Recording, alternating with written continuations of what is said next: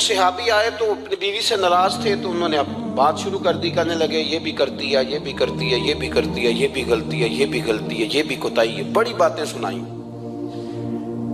اللہ نے کان کتنے دیے اور زبان؟ اس کا مطلب ہے سنگل بولنا چاہیے اور ڈبل سننا چاہیے۔ آپ جتنا بولتے ہیں اس سے ڈبل سننے کا مزاج بنائیں، کیونکہ کان اللہ نے دو دی اور زبان سنگل بولنے اور ڈبل سنیں۔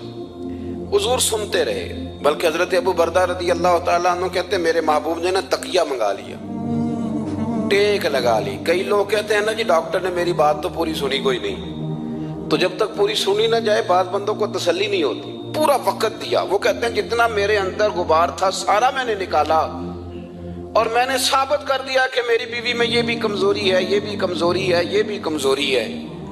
کہتے ہیں جب میں تھک گیا نا باتیں کر کر کے اور باتیں ختم ہو گئی تو حضور ہلکا سا مسکرائے، پھر پہلی نظر ہی لوٹ لے ماہی تیرے ہار شنگاراں۔ کہتے ہیں حضور ہلکا سا مسکرائے زیر لب اور فرمانے لگے کہ تیری بات ختم ہو گئی ہے تو ایک میں بھی کر لوں۔ تو کہتے ہیں نبی کریم سید عالم صلی اللہ علیہ وسلم نے نا ساری باتیں سنی تو فرمایا ایک کر لوں، تو میں نے کہا یا رسول اللہ کریں؟ تو نبی کریم صلی اللہ تعالیٰ علیہ وسلم فرمانے لگے صرف ایک بات کا جواب دے، صرف ایک، تیرے آگے ہیں یوں دبے لچے فصحا عرب کے بڑے بڑے، کوئی جانے منہ میں زبان نہیں بلکہ جسم میں جان نہیں۔ حضور فرمانے لگے یہ بتا کہ تیری بیوی میں ساریاں خامیاں ہی ہیں کہ کوئی خوبی بھی ہے؟ بھائی اتنا جواب دے دے، زیادہ لمبی چوڑی بات نہیں۔ تیری بیوی میں ساریاں خامیاں ہیں۔ اللہ جو بندے بناتا ہے نا تو ایسا کوئی بندہ رب کریم نے نہیں بنایا جس کے اندر اللہ نے کوئی خوبی نہ رکھی ہو۔ یہ الگ بات ہے کہ ہماری اپنی اینک پر مٹی پڑی ہوتی ہے اور ہم سامنے والے کا چہرہ صاف کرتے رہتے ہیں، اپنی اینک نہیں صاف کرتے۔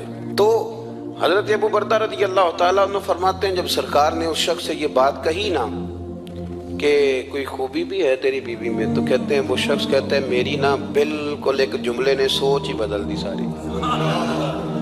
یوں سمجھ لے کہ میں اس روڈ پہ چل رہا تھا، میرے نبی پاک نے مجھے اس والے رستے پہ ڈال دیا۔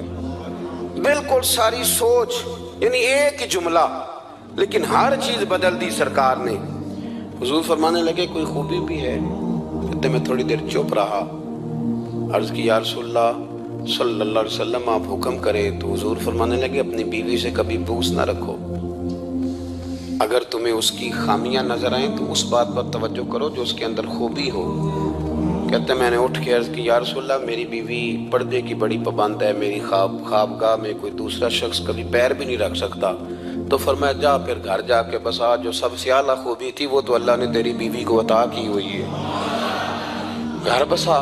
تو ایک تو سرکار کی ظاہری جو اللہ نے آپ کو حسن و جمال دیا تھا وہ بے مثل تھا، گفتگو کا جو ڈھب اور سلیقہ دیا تھا وہ بے مثل اور بے مثال تھا، اور پھر جو حضور کی ادائیں تھی نا کان خلقہ القرآن۔